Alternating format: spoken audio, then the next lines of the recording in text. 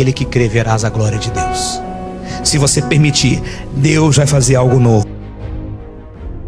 Milagres, cura, libertação, casamento, família, encontro com Deus, batismo com o Espírito Santo.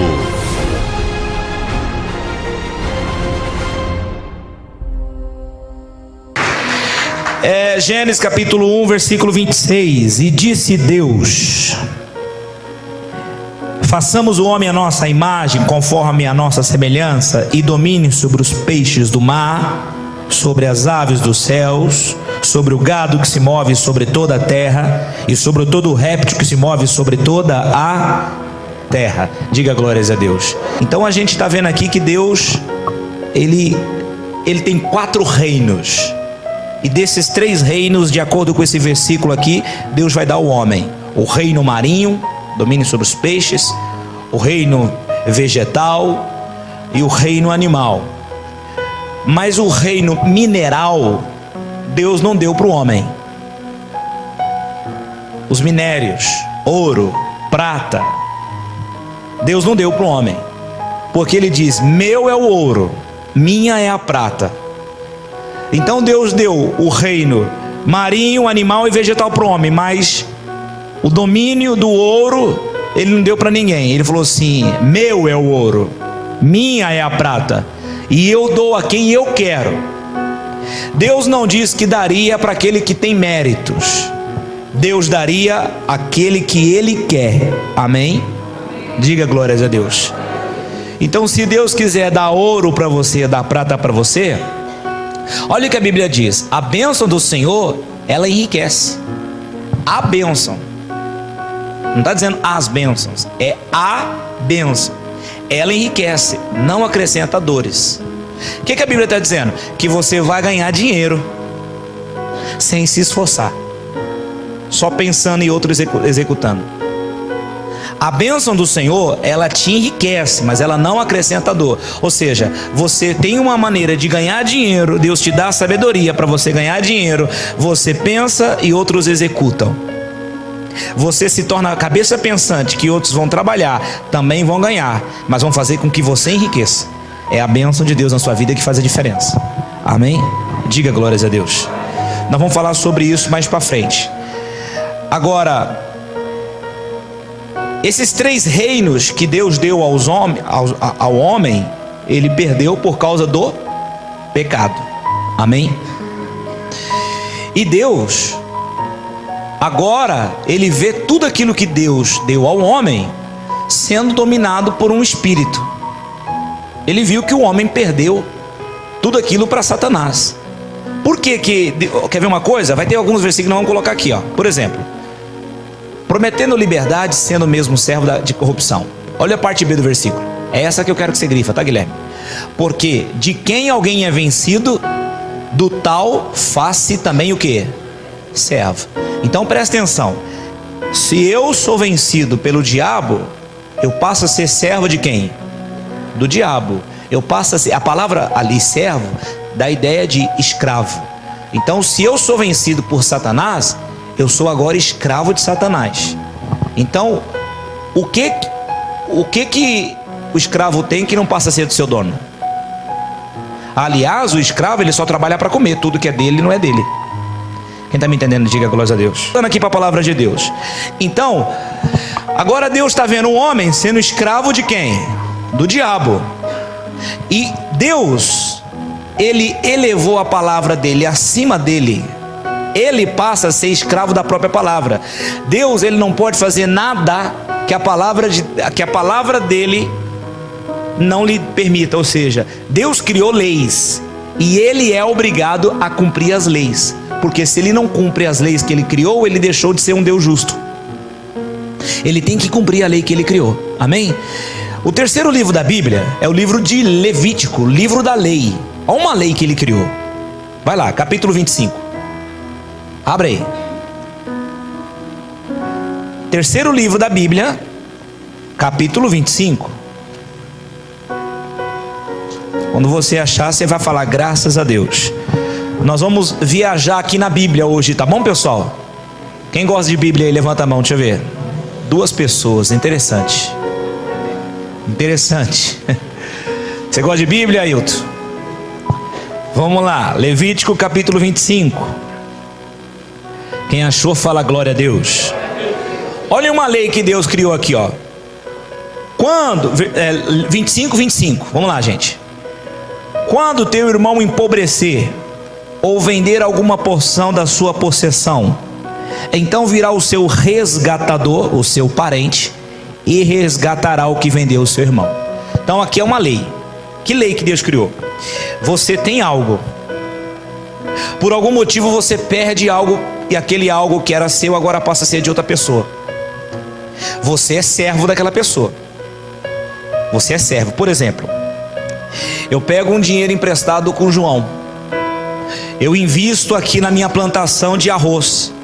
Ixi, choveu enxofre aquele mês lá, não virou nada. Agora eu tenho que pagar o arroz, tenho que pagar a terra, não tenho como pagar. Então, segundo a lei, tudo que é meu tem que ser agora, tem que passar para o João. Agora eu sou escravo do João, era uma lei. Eu sou escravo do João. Tudo que é meu agora passa a ser dele. Como que nós vamos resolver essa situação? Só existe 3 modos. Primeiro modo, se você é um hebreu. Se você é um hebreu, comprovado que você é um hebreu, você vai ser servo dele por 7 anos, escravo dele por 7 anos. Tudo aquilo que nascer, ou tudo aquilo que você adquirir dentro daqueles 7 anos, quando acabar os 7 anos você sai, mas aquilo que você adquiriu fica com ele. Entendeu não? Quem está aí? Ok, a segunda opção é o ano do jubileu. O ano do jubileu é a cada 50 anos. A gente está no 2017, né? Daqui a 33 anos teria, que é 2050, o ano do jubileu, a cada 50 anos. No ano do jubileu, então até lá, se eu não sou hebreu, até lá, tudo que é meu é dele. Quando chegar no 2050, eu sou livre. 2050 eu já vou estar velho, irmão. Então é melhor acabar minha vida sendo escravo dele, porque pelo menos eu tenho um lugar para morar e alguma coisa para comer. Deu para entender ou não? Quem está aí? A terceira opção é vindo um parente. Então eu perdi tudo para o João, sou escravo do João. Como é que eu vou resolver essa questão? Tinha que vir um parente meu, chegar para o João e falar assim: João, quanto que ele deve? Ah, deve 10 milhões. O meu parente tem condições, compra. Pronto. Agora eu não sou mais escravo do João. O meu parente, ele me resgatou. Essa lei é chamada lei do resgate. Ele me resgatou. Agora eu não sou mais escravo do João, eu sou escravo de um parente. Por que Deus colocou essa lei? Porque na cabeça de Deus um parente vai me judiar menos. Deu para entender? É um parente. Teoricamente, eu vou ser menos judiado do que com uma pessoa estranha. Quem entendeu até aqui, diga glórias a Deus. Agora a pergunta que eu faço para você: Deus é espírito, sim ou não? Nós somos carne, como tal voltaremos para o pó? Que parentesco tem Deus, que é espírito, com carne? O que tem a ver carne com espírito? Hein, pessoal? Nada. Então Deus agora, ele precisa fazer o quê? Ele precisa, para nos resgatar, olha só a lei que ele criou, porque ele tem que praticar a própria lei, certo? Então ele é espírito, nós somos carne, não tem nada a ver. Ele é de um mundo, nós somos de outro. Ele é do mundo dos espíritos, nós somos do mundo dos vivos. Deus então agora tem que se fazer carne. Entende? Deus tem que se fazer como um de nós, tem que nascer como nós nascemos. E aí ele vai ter a ideia de enviar o filho dele para ir na cruz, para derramar o sangue dele, para nos comprar de volta para ele. Quem está entendendo, diga glórias a Deus. Porque o Salmo 49, coloca aí, ou pode colocar na tela, tanto faz. Aqui ó: nenhum deles de modo algum pode remir o seu irmão, ou dar a Deus o resgate por ele. Remir significa comprar de volta. Então Deus procurou algum homem na face da terra. E agora, como é que eu vou comprar o meu povo de volta? Deus viu, e a Bíblia diz que ele falou assim, Deus falou assim: eu não vi um. Não existe um justo sequer. E aí o versículo 8: pois a redenção da sua alma é caríssima, os seus recursos se esgotariam antes. Então a condição da alma do homem era impagável, ninguém poderia resolver o problema. Aí então que nasce a ideia de Deus: vou ter que fazer-se parente deles, ou seja, eu vou ter que nascer neles. Então olha Deus dando uma oferta para Deus, e a oferta era Deus. Você entendeu ou não? Deus dando uma oferta. Quem é a oferta? Jesus. Jesus é quem? É Deus. Para quem? Para Deus. Deus deu uma oferta para Deus, que era Deus, para agradar a Deus. Você entendeu ou não? Quem entendeu, diga amém. O pastor está ficando doido. O pastor baixa o cu, pega com o juízo perturbado. Você está entendendo o que eu estou falando ou não? Então Deus, ele teve que dar uma maneira. Por quê? Porque já existia uma lei. Efésios 1:7: em quem temos a redenção do sangue, ou seja, a remissão das ofensas, segundo a riqueza da sua graça. Ou seja, a Bíblia diz o seguinte: que sem derramamento de sangue não há como comprar de volta. Então ele teve que fazer o quê? Enviar o filho dele. O filho dele ia viver como homem, não veio como Deus, Jesus veio como homem, ok? Ele se despiu da sua glória, diz a Bíblia. Ele veio como homem, ele foi tentado em tudo, ele não cometeu pecado, porque se Jesus tivesse cometido o pecado, eu e você e Jesus, tudo pertenceria a diabo. Então Jesus não poderia ter pecado, amém, igreja? E aí ele vai derramar o sangue dele, por quê? Porque existia uma lei: sem derramamento de sangue não há remissão de pecado. Antigamente, para as pessoas serem aceitas, o que elas tinham que fazer? Elas tinham que pegar um animal e sacrificar aquele animal para Deus aceitar aquela pessoa. Mas o sangue daquele animal, um bode, ovelha, carneiro, seja o que for, aquele sangue não tirava o pecado, aquele sangue cobria o pecado por um ano. Por isso que de ano em ano, família de tal fulano ia até Siló a sacrificar ao Senhor, para cobrir o pecado, porque pecado não se tirava, pecado se cobria. Salmo 32 diz: bem-aventurado o homem cujo pecado é coberto. Então o pecado, o sangue daquele animal não tirava o pecado, mas cobria o pecado e fazia Deus aceitar aquela pessoa por um ano. Quem entende, diga amém. Agora o sangue de Jesus, quando derramado, ele não era coberto. O sangue de Jesus não cobre pecado, o sangue de Jesus arranca o pecado. João viu Jesus e falou: eis aí o Cordeiro de Deus que arranca o pecado do mundo. Então Jesus teve que derramar o sangue dele para quê? Para nos tirar o pecado e nos comprar de volta para Deus.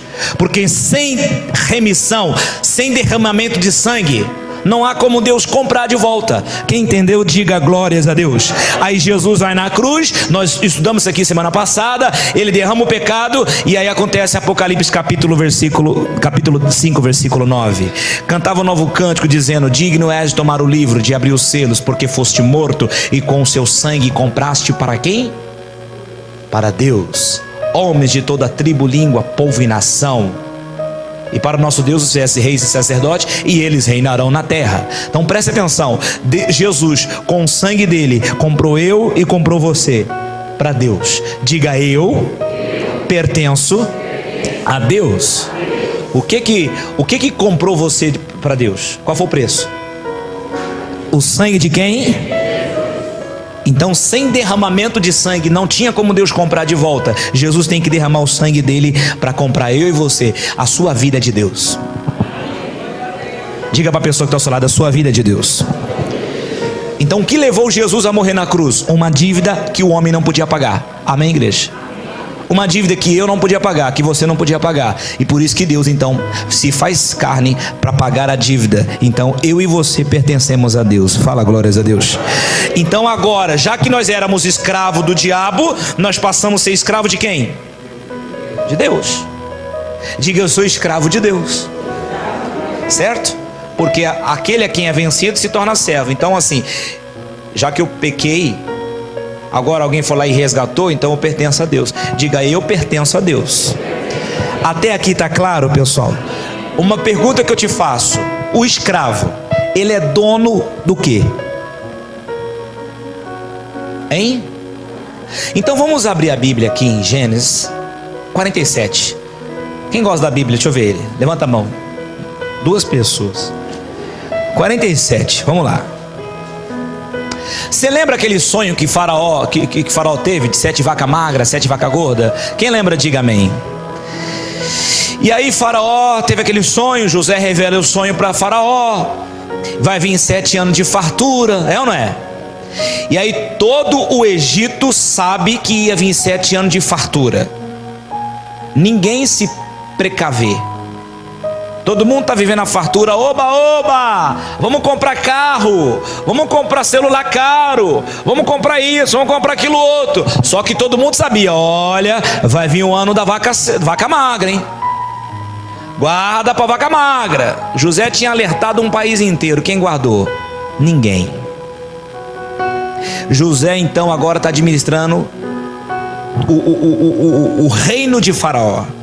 José derruba os celeiros. Enquanto está prosperidade, José derruba os celeiros, aumenta outros maiores e guarda recurso para 7 anos de fome que está vindo. Chega o ano da fome.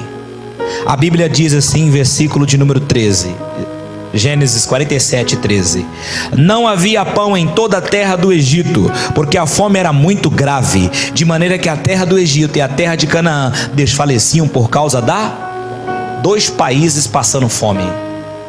2 países, não tinha nada, mas José tinha se precavido.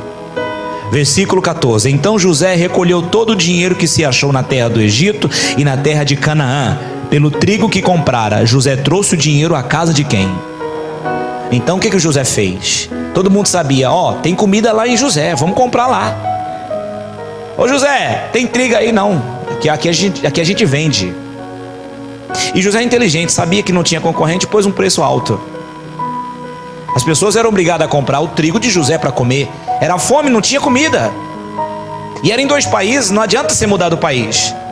E aí diz a Bíblia então que eles compraram. Versículo 15: acabando-se pois o dinheiro na terra do Egito, na terra de Canaã, vieram todos os egípcios a José, dizendo: dar-nos pão, porque morreremos de fome na tua presença, porquanto o dinheiro nos falta. O que o José começou a fazer? Então estava todo mundo no oba-oba, ninguém pensou na terra seca, na vaca magra.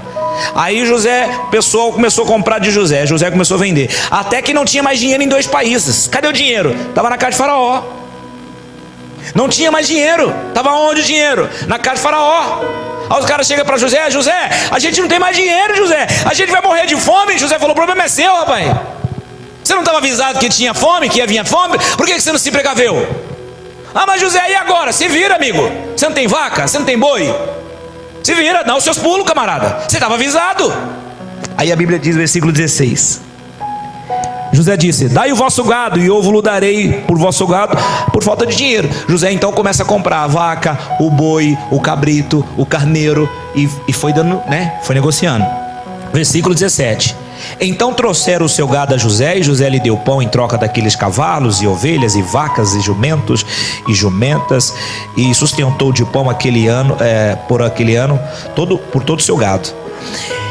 E acabando aquele ano, vieram a ele no 2º ano e disseram: não ocultaremos ao nosso Senhor que o dinheiro é acabado e o Senhor possui os animais. Nenhuma coisa nos ficou diante da face do nosso Senhor, senão nosso corpo e nossa terra. Ô José, nós não temos dinheiro, nós não temos mais animais, mas só temos um pedacinho de terra, a nossa casa e a nossa vida. José falou assim: eu compro a sua terra. Não, me dá comida. Não tem nada de dar aqui não. Aqui eu vou vender. Você quer vender? Você quer vender a sua terra? Ou você vende ou você morre, amigo. Você que escolhe. Você não se precaveu. Você estava avisado. E aí olha o que a Bíblia diz, versículo 19. Olha o que eles falaram: por que morreremos diante dos vossos olhos, tanto nós como nossas terras? Compra-nos a nós e a nossa terra por pão, e nós e nossa terra seremos servos de quem? Dá semente para que vivamos e não morramos, e a terra não nos console. Então José falou assim: então vamos negociar. Então você tem uma casa, você tem um terreno aí, quanto que é? 5 por 25? Vamos comprar. Esse terreno agora está aqui, é meu. Está aqui, você tem comida para 1 ano. Só que você mora no negócio que é meu. E José comprou para Faraó. Comprou 2 países inteiros, Canaã e Egito. Tudo para quem que ele comprou? Para Faraó. Versículo 20: assim José comprou toda a terra do Egito. Que cara administra. Eu amo esse cara, irmão. cara comprar 2 países para um homem só. Meu Deus do céu. A terra do Egito para Faraó, porque os egípcios venderam cada um seu campo, porquanto a fome era extrema sobre eles, e a terra ficou sendo de quem? Para não dar o tal do uso capião, olha o que José fez, versículo 21. Porquanto ao povo fê-lo passar de uma cidade, desde uma extremidade da terra do Egito a outra extremidade. O que José fez? Por exemplo, eu comprei a casa do João. João, você não vai morar mais aí. Por quê? Porque essa casa pertence a quem? A Faraó. Ailton, essa casa que você vendeu aí pertence a quem agora? A Faraó. Então você tem que ter ciência que você pertence a Faraó e que a sua terra pertence a Faraó. Sai daí. Você vai para lá e você vai para lá. José fez isso, ó. Para quê? Para que as pessoas tivessem consciência de que está morando um negócio que não pertencia a eles. Que aquela casa pertencia a quem? A Faraó. E que eles eram servos de quem? De Faraó. Ok, agora Faraó, quem tem filho barbado é quem? É gato. Faraó vai começar a sustentar malandro? Vai comer nas cruzes de Faraó agora? Olha o versículo 22. 22 não, 23. Então disse José ao povo: eis que hoje vos tenho comprado a vós e vossa terra para Faraó. Eis aí, tendes semente para vós, para que semeis o quê? A terra. Então está acabando agora os 7 anos de fome. O que José faz? Ó, você vai trabalhar, meu amigo. Você é quem? Você é escravo de quem? De Faraó. A terra que você mora aí é de quem? De Faraó. Os animais que você vai trabalhar, que você vai adubar a terra é de quem? É de Faraó. Então tá aqui, toma sementes. Você vai plantar. E a colheita é de quem? É de Faraó. Você vai trabalhar. Você não vai ficar aí de graça comendo as costas de Faraó. Quem tem filho barbado é gato. Você vai trabalhar para Faraó. Aí, olha o acordo que José fez com os caras. 24. Há de ser, porém, que das colheitas darei o 5º a Faraó, e 4 partes serão vossas, para a semente no campo, para vosso mantimento, dos que estão em vossa casa, para que comam os vossos meninos. Então José falou o quê? Ó, vocês vão plantar 1 de cada 5 é de Faraó, ou seja, 20% de tudo que vocês escolherem vocês vão devolver para Faraó. 80% é de vocês. Eu quero te fazer uma pergunta, irmão. Tu acha que naquela hora alguém levantou a mão e falou: oh, ladrão, bandido, tá roubando o que é nosso, miserável? Quer dizer então que nós vamos ter que trabalhar e dar 20% para Faraó? Você acha que alguém falou isso, irmão? Por que não falou? Por que não houve um que reclamasse? Porque eles tinham consciência de que eles eram comprados. Eles tinham consciência de que aquilo ali era um amor que Faraó tinha pelo seu povo. Olha o versículo 25. Disseram: a vida nos tem dado, achemos graça aos olhos do meu Senhor, e seremos o que, gente? Na mente deles, é melhor ser um escravo vivo do que um livre morto que não tem nem o que comer. Quem está entendendo, diga amém. Agora eu te pergunto, irmão. Faraó pediu 20% e o povo serviu o Faraó de todo o coração. Por que Deus pede 10% e o povo não serve ele? Tem alguém aí, não? Quem está me entendendo, diga glórias a Deus. O propósito de José falar assim, ó, traz 20% para a casa de Faraó, não era manter a casa de Faraó. Sabe por quê? Porque todo o dinheiro já tinha na casa de Faraó. Não era manter a casa de Faraó. O propósito em trazer o dinheiro é para que o povo tivesse consciência quem é que mandava e a quem eles pertenciam. Sim ou não? Quem está me entendendo, diga glórias a Deus.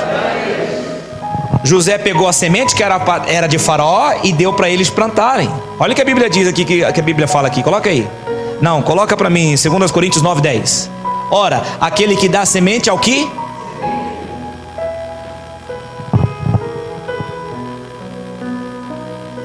Deus dá condições para você semear, para você ganhar. Ele dá saúde para você. Ele te dá vida, diga glórias a Deus. E aí Deus pede apenas o quê? Por que Deus pede 10%? Deus está quebrado? Deus está precisando de uma graninha? Ô irmão, se Deus quisesse quebrar, sabe o que Deus ia fazer? Rachar, meio a meio. Sim ou não? É dele, ele dá para quem ele quer, do jeito que ele quer, a quantidade que ele quer, sim ou não? Você é ou não é uma pessoa comprada? Quem crê na Bíblia, levanta a Bíblia e diga: eu creio na Bíblia. Então, tudo aquilo que você tem ou adquire é de quem? E quem usufrui? Você usufrui daquilo que é de Deus. Quem está entendendo, diga glórias a Deus, irmão. Então Deus, na verdade, Ele não é dono de 10%. Deus, Ele é dono de 100%. Porque você pertencia ao diabo, e Deus enviou o Filho dele para resgatar você. Ele comprou você. E sabe por que Deus pede 90%? Porque Deus tem que ser melhor do que Faraó, que pediu 80%.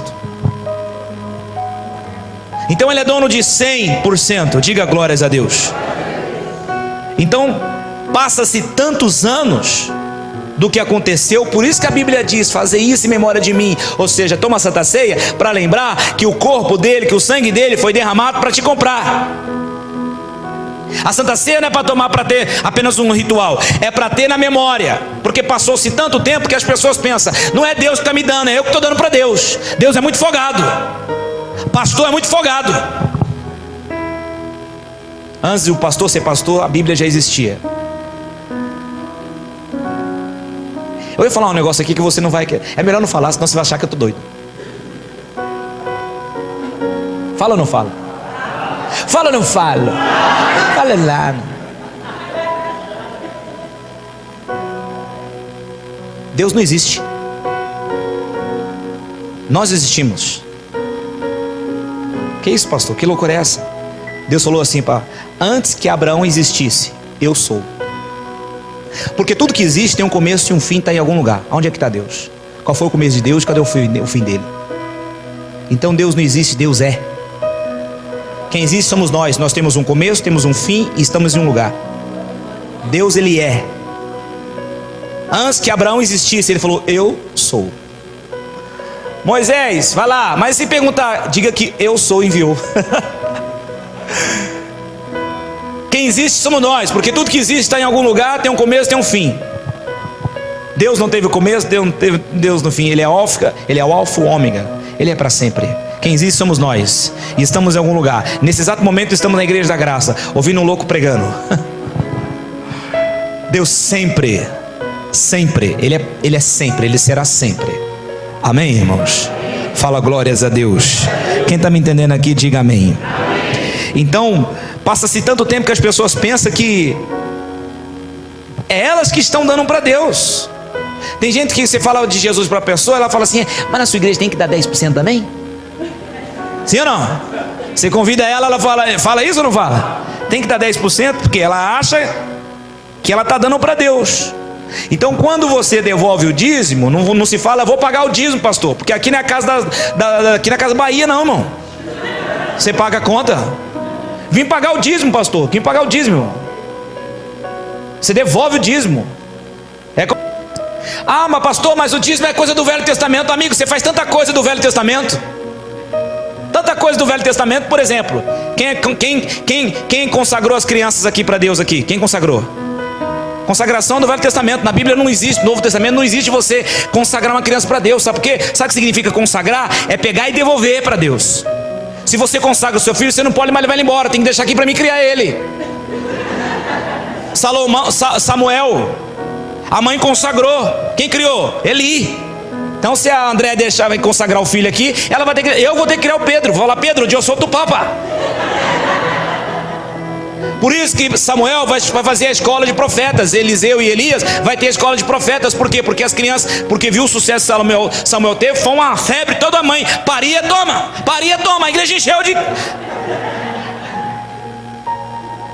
irmão, por isso que existe a escola dos profetas.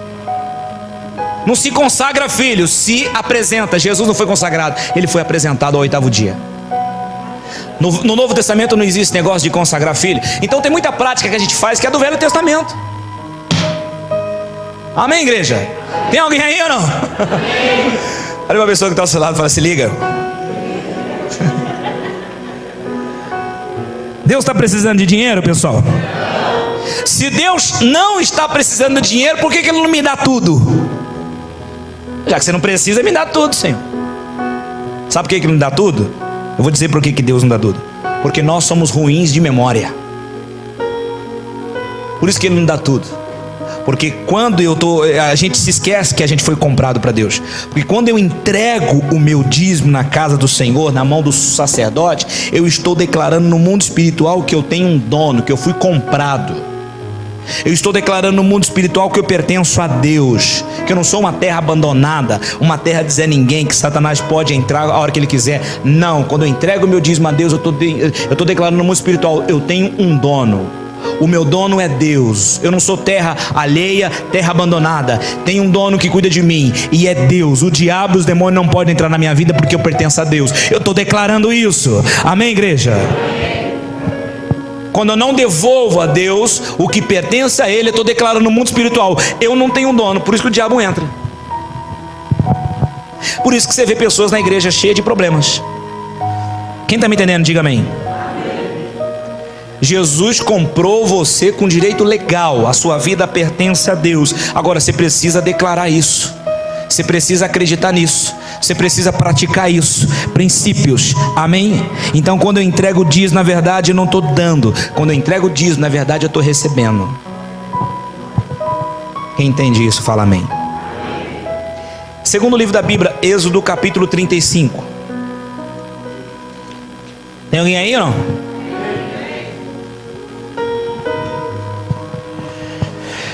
Versículo de número 5. Moisés vai construir o tabernáculo. O que é o tabernáculo? É um cômodo da igreja. É o lugar onde ficaria o santo dos santos. Tabernáculo seria a casa de Deus. Moisés vai construir. Por que se chama tabernáculo? Porque é uma tenda móvel. É uma tenda que montava e desmontava, e tinha que seguir, porque eles estavam seguindo o deserto. Versículo 5. Tomai do que vós tendes uma oferta para o Senhor, cada um cujo coração é voluntariamente disposto a trará por oferta alçada ao Senhor ouro e prata e cobre, como também pano azul e púrpura e carmesim e linho fino e pelos de cabra e pelos de carneiro e tinta vermelho e peles de texugo e madeira de cetim e azeite para a luminária e especiarias para o azeite da unção e para o incenso aromático e pedras sardônicas e pedras esgate e para o éfode e para o peitoral, e todos os sábios de coração entre vós virão e farão tudo o que o Senhor tem o quê?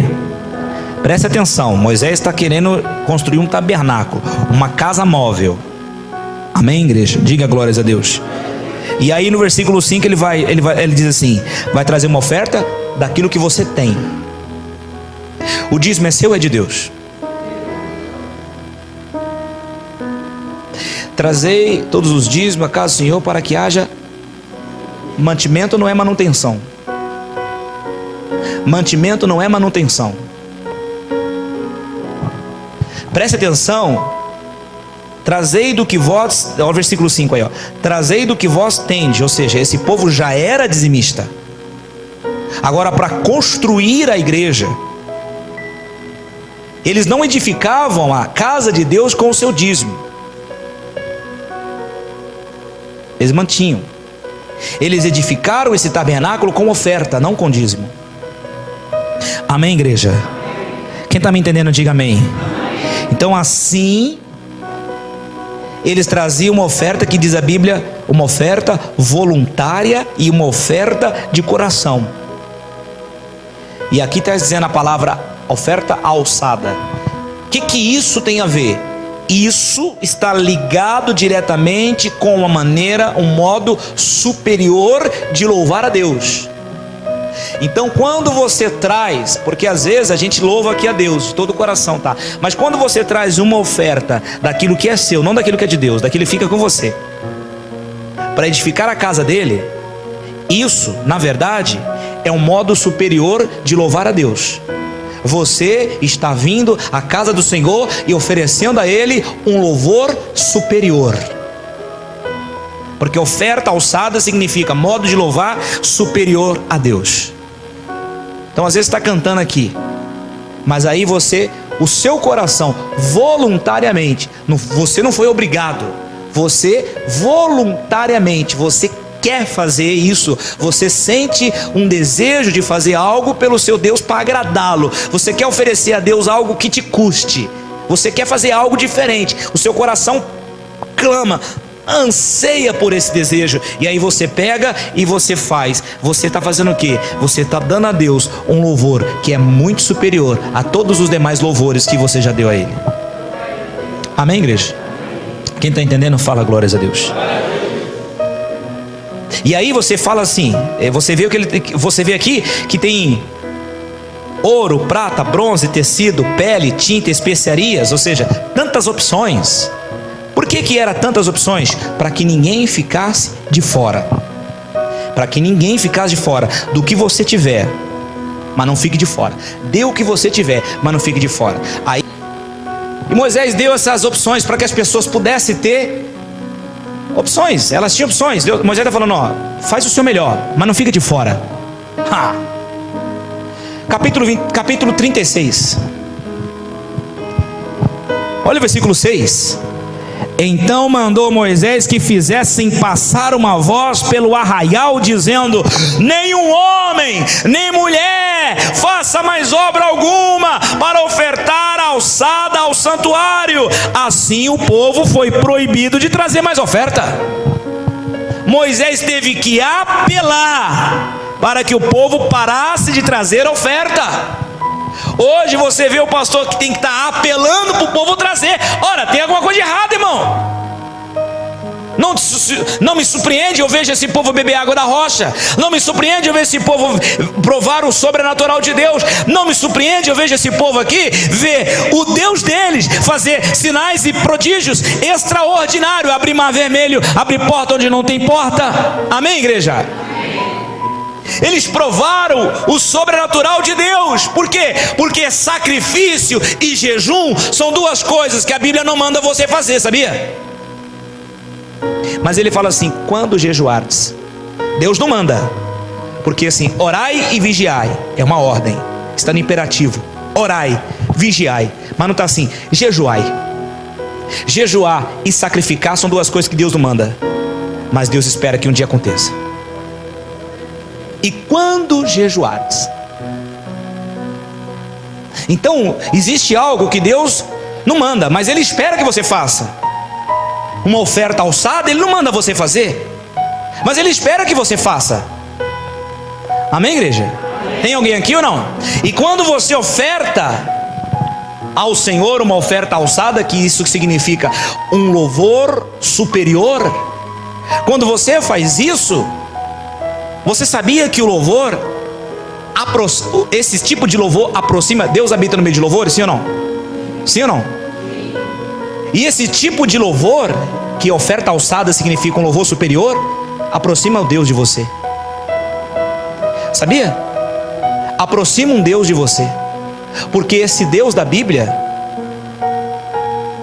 o diabo não inventa nada, ele só copia. Sabia? Deus pede alguma coisa. Por isso que você vê nos pratos das encruzilhadas o diabo pedindo farofa, galinha preta. Eu não sei que Deus pede um cordeiro, o diabo pede galinha preta. A mulher chega para o pastor, eu tive um pesadelo, um demônio. O que ele sonha? Não, eu sonhei com um negão dos olhos vermelhos. Por que negão tem que ser? Não, eu sonhei com urubu, é de macumba. Por quê? Agora se é um cara de olho verde, se é um pássaro branco, então aí é milagre, é bênção, é Deus, é o céu descendo. Você tem algum problema de negrão aí, irmão? Qual o problema? Minha mãe é uma negrona, qual o problema, irmão? É racismo isso aí, irmão. Pastor, ora aí, porque eu vi um negão de olho vermelho. Quer dizer, se fosse loiro, então era o anjo Gabriel. Tem alguém aí ou não?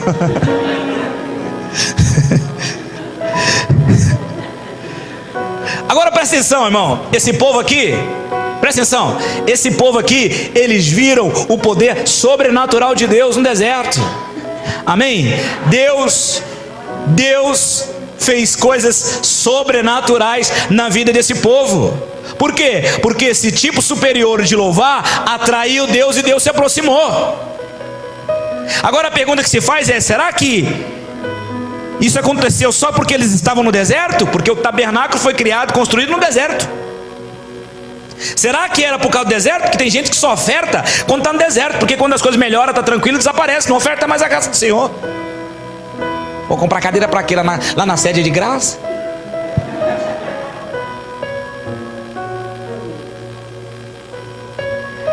Será que eu preciso ir para o deserto para oferecer a Deus um louvor superior?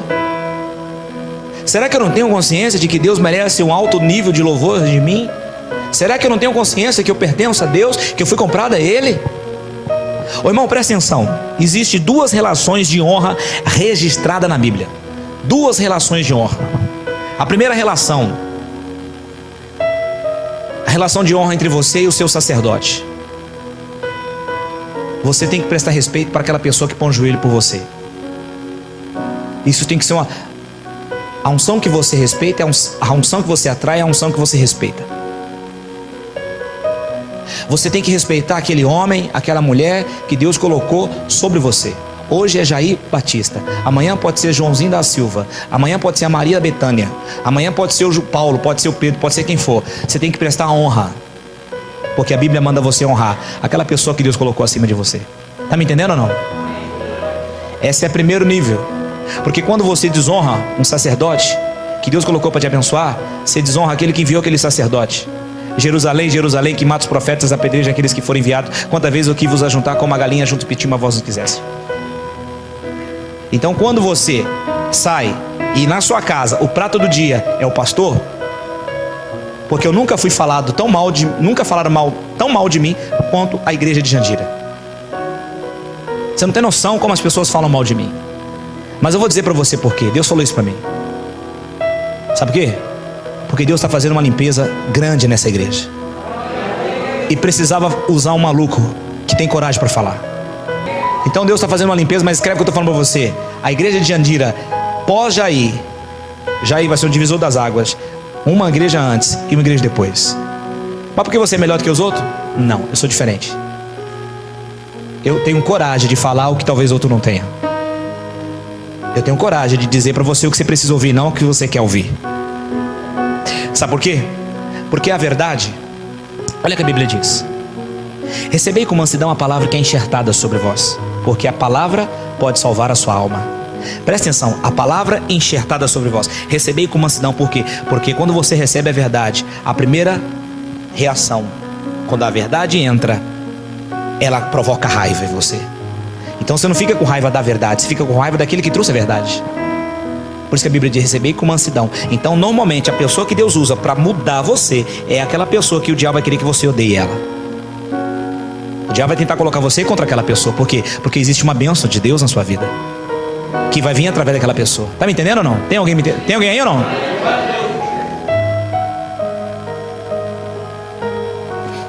Primeira relação que existe na Bíblia é você honrar, é você reverenciar aquele sacerdote. Presta atenção, volto a dizer: o homem de Deus, ele fala as palavras de Deus, ok? Então eu gasto uma hora aqui pregando uma palavra de Deus para você. Se eu fico falando da vida do A, do B, do C, eu não estou sendo servo de Deus. Eu tenho que pregar a palavra de Deus. Eu tenho que ensinar você a palavra de Deus. Por quê? Porque Jesus salvou o seu espírito quando você aceitou Ele. Quem crê em mim tem a vida eterna. Quem crê em Jesus? Pronto, seu espírito tem a vida eterna. Agora a sua alma, ela precisa ser lapidada, transformada. Como que ela vai ser transformada? Através da pregação da palavra. Porque se eu não pregar a palavra, se eu faço só campanha com você, campanha, você vai passar 200 anos na igreja e a sua alma não vai ser transformada. O seu espírito é salvo, mas sua alma não foi transformada. Por isso que você vê um monte de crente aqui dentro, caloteiro, mentiroso, pecador, safado, bebendo, fumando, usando droga, vendo pornografia, por afora vai. O que acontece? A alma daquela pessoa não foi transformada. A alma daquela pessoa só pode ser transformada através da exposição da palavra. A Bíblia diz: a exposição da tua palavra traz luz aos simples. Então ser salvo pelo Espírito é uma coisa, ter a alma salva é outra. Porque o Espírito é salvo quando você crê. Jesus falou: quem crê em mim tem a vida eterna. Você acredita em Jesus, você tem a vida eterna. Pronto, seu Espírito está salvo. Agora sua alma precisa ser trabalhada. Por isso que vem o culto, por isso que vem a pregação. A pregação serve para quê? Para Deus lapidar a sua alma. Você vai ser tão transformado com a pregação, com a exposição da palavra, tão transformado, que aí você olha para trás, lá quando você aceitou Jesus, e agora você fala assim: caraca, meu, olha só, se eu tiver... Deus me livre. Já pensou se eu não tivesse... Jesus, o Senhor é muito bom, porque se eu não tivesse me convertido, meu Deus, o que eu seria? Você vai olhar para você ao longo do tempo e falar assim: meu Deus, olha... Você vai chegar a uma conclusão, que eu cheguei a essa conclusão: se for para me viver no mundo sem Jesus, é melhor morrer. Quem tem essa conclusão? Porque viver uma vida no mundo sem ter Jesus é melhor morrer. Você concorda ou não? Se você viver esse mundo, se você não tem Jesus, o diabo vive. Então é melhor morrer, irmão. Mas vale um dia na tua presença que a vida inteira sem te conhecer. Não é verdade? Então a primeira relação que você tem que ter é a relação de honra com o seu sacerdote. A segunda relação com o local onde você presta culto a Deus. E a Bíblia está recheada disso. Você tem responsabilidade com aquele lugar que você presta cultos a Deus. Quem está me entendendo, diga amém. Por que eu falo isso? Porque se você olhar, o povo de Deus teve dois grandes cativeiros: Egito e Babilônia. Sim ou não?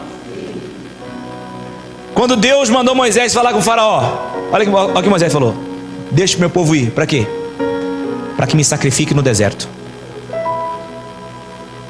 Sim ou não? Deixe meu povo ir. Para quê? Para que me sacrifique no deserto.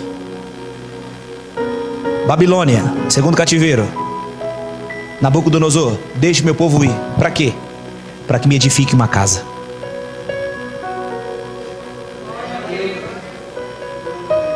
Está na Bíblia, irmão. Quem crê nisso, diga amém. Amém. Neemias já tinha subido, estava construindo os muros. O povo agora precisava ir para edificar a casa. A casa de quem? A casa de Deus. Quem está entendendo, diga amém. Amém. Aí o povo foi com esse propósito: edificar a casa de quem? Chegou lá, cada um começou a edificar o quê? A sua própria casa. E Deus falou: está errado o propósito. Vocês vieram do cativeiro para edificar minha casa. Edifique minha casa, porque a glória da segunda casa será maior que a primeira. Olha o argumento deles: nós não temos a riqueza que Salomão tinha. Nós não podemos edificar a casa porque não temos a riqueza disponível que Salomão tinha. Ah, é? Deus falou: ah, é?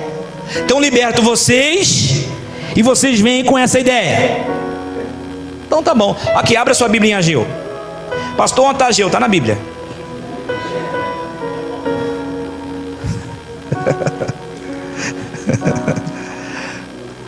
Amós, Obadia, Jonas, Miqueias, Naum, Abacuque, Sofonias. Ai, meu Deus do céu.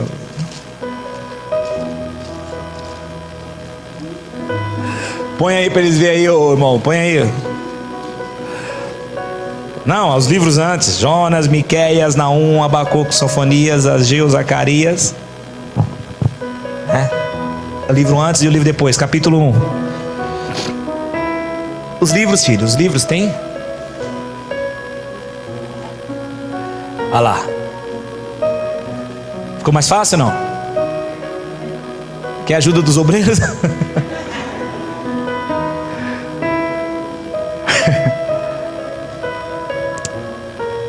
Tá vendo, irmão? Tem que ler a Bíblia. Quer dormir no culto aí?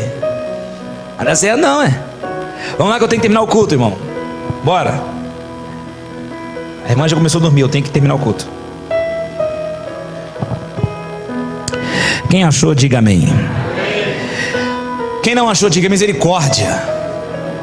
Não, eu sei, misericórdia é bom. Eu entendo. Isso acontece nas melhores famílias. Vamos lá. Ageu 1, versículo 3. Veio a palavra do Senhor pelo ministério do profeta Ageu, dizendo: é para vós tempo de edificardes as vossas casas estucadas, e a casa de Deus está deserta? Ora, pois, assim diz o Senhor dos exércitos: aplicai o vosso coração nos vossos caminhos. Ou seja, quando Deus fala assim, aplicai o vosso coração, Deus está dizendo assim, ó, considere uma coisa. Considere, pense nisso. O que? Vamos lá. Semeais muito e recolheis pouco. Comeis mas não vos fartais. Bebeis, mas não vos saciais. Vestir, mas ninguém se aquece. E o que recebe salário, recebe em saquetel furado. Assim diz o Senhor dos Exércitos: aplicai o vosso coração nos vossos caminhos, ou seja, considere isso. Pensa, raciocina, sobe ao monte, trazei madeira, edificai a casa, e dela me agradarei, e eu serei glorificado, diz o Senhor. Porque vocês olham para muito, mas colhem pouco, alcança pouco, e este pouco, quando trouxeres a casa, eu assoprei. Por quê? Diz o Senhor dos Exércitos: porque a minha casa está deserta, e cada um de vós corre para a sua própria casa. Por isso retém o céu o seu orvalho, e a terra retém o seu fruto. E fiz vir seca sobre a terra, sobre os montes, sobre os trigos, sobre o mosto, sobre o azeite, sobre tudo que a terra produz, como também sobre homens, sobre animais, sobre todo o trabalho da vossa mão. Ou seja, Deus está dizendo para o povo assim: pensa um pouco, raciocina. Por que vocês trabalham e não tem dinheiro? Eu vou fazer uma pergunta para você. Judeu é um povo próspero ou não?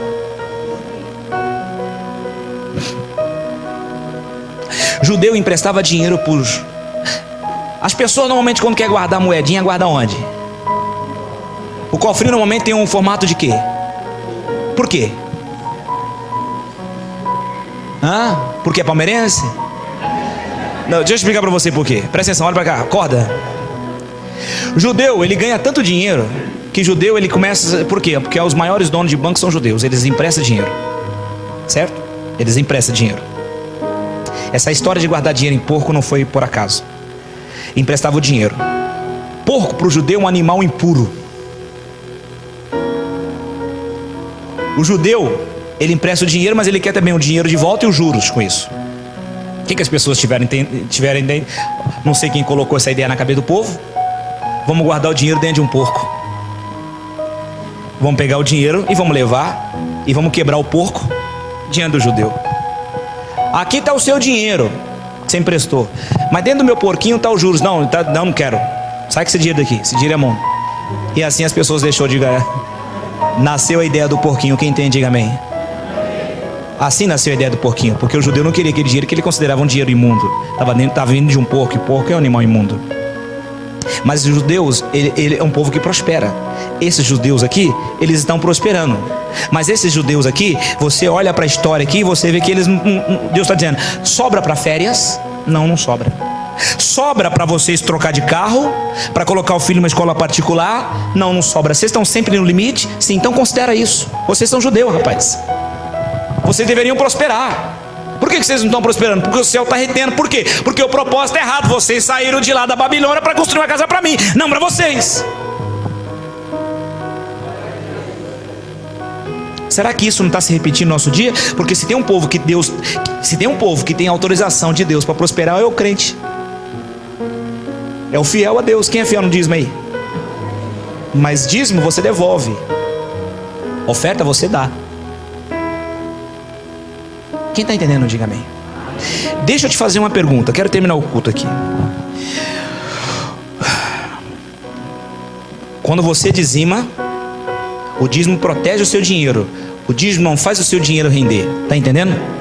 Quando você dizima, o dízimo protege aquilo que é seu. O que faz o seu dinheiro render é quando você tira a oferta e dá. Isso faz render. Presta atenção, deixa eu fazer uma pergunta para você. Vamos imaginar que você conhece uma pessoa que é trabalhadora. Ela faz faxina para ganhar dinheiro para sustentar a casa dela. Ela tem 6 filhos. Ela mora de aluguel. E ela trabalha igual uma condenada para ganhar 1.200 por mês. Dinheiro apertadíssimo. Ela paga 700 só de aluguel. Ela tem 6 filhos para criar. Ela é uma mãe solteira. Só que essa pessoa, naquele mês, naquele ano, ela ganhou R$1.000 de bônus. R$1.000 de bônus. Ela ganha 1.200 e ela paga de aluguel 700. Sozinha, 6 filhos para criar, tudo de menor. E ela sabe que você é uma pessoa muito abençoada por Deus. Ela pega aquele R$1.000 e ela chega para você e ela quer dar esse dinheiro para você. Você recebe esse dinheiro, sim ou não? Sim ou não? Pastor, olhando para a situação da pessoa, sendo sincero, eu não receberia, pastor. Eu não receberia, porque eu vejo ali como se eu estivesse abusando da simplicidade dessa pessoa. Seja sincero, pastor, não receberia. Levanta a mão. Sabe por que você disse que não receberia? Porque lá dentro de você quer ser mais indôneo do que Deus. Você quer ser mais indôneo do que Deus. Eu vou dizer para você, Deus pediu para o povo dele, vou colocar 2 milhões, não vou colocar 3 milhões, tá? Teólogos dizem 12 ou 3 milhões de pessoas. Para cada casa Deus pediu um cordeiro. Sabia disso? Para sacrificar antes de sair o povo do Egito. Quem já leu isso na Bíblia? Que tinha que matar e passar o sangue nas portas lá. Quem já viu isso na Bíblia? Deus pediu um cordeiro por casa. Vamos colocar 2 milhões, vamos ser generosos, não vamos colocar 3 milhões não. Vamos ser agora, vamos dizer que crente gosta de fazer filho. Então tem 10 pessoas por casa, são 200 mil casas, são 200 mil cordeiros.